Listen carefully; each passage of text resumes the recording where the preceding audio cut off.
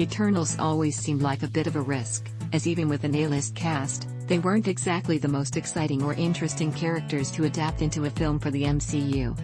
Now, it seems like that bet isn't quite paying off, and Eternals is reviewing worse than almost every other MCU film to date. Granted, it's a high bar.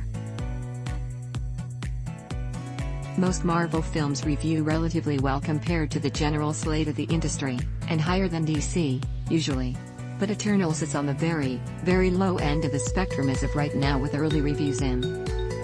With 41 reviews, it's sitting at a 71% on Rotten Tomatoes. Fine for a normal film, very low for an MCU film. That makes it the third lowest MCU film of all time out of 26 total, and generally speaking, the more reviews come in, the further these kinds of scores tend to drop. Here's the list as it stands right now, which does indeed consider The Incredible Hulk an MCU film despite the casting switch later. In reverse order, the bottom 10 : Eternals focusing on relatively unknown heroes isn't really an excuse for the low score. But something just seems off with it, according to most critics. A common complaint is that it seems like it's doing a bad impression of an early MCU film, and that it has too many no-name heroes stacked in one offering. I am reminded a bit of the last time Marvel tried to do something in the MCU with a large cosmic family, The Inhumans, the short-lived TV series that is without question, the worst thing the MCU has ever produced.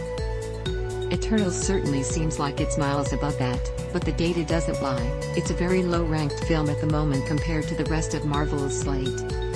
It has the potential to go up or down the list as more reviews come in, and we'll have a few hundred in by the end, and yet generally speaking, early score averages tend to go down, not up, the vast majority of the time. I'll certainly see it, as I see every MCU film, but if something looked off about this offering to you, you're not alone.